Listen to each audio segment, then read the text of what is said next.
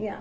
But your point is valid. You took an oath to the Constitution. Isn't it unconstitutional to say you cannot exercise your carry license?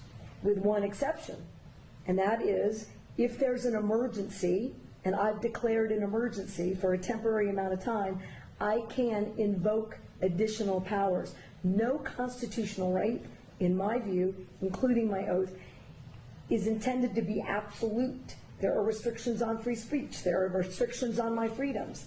In this emergency, this 11-year-old and all these parents who have lost all these children, they deserve my attention to have the debate about whether or not in an emergency we can create a safer environment.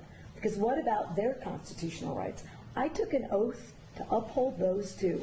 And if we ignore this growing problem without being bold, I've said to every other New Mexican, your rights are subrogated to theirs.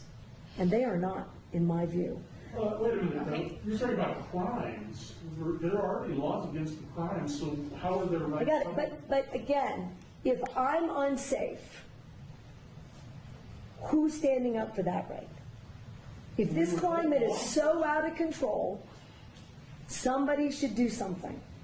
I'm doing as much as I know to do.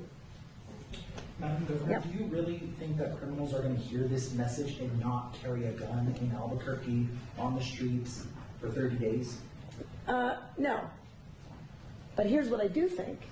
It's a pretty resounding message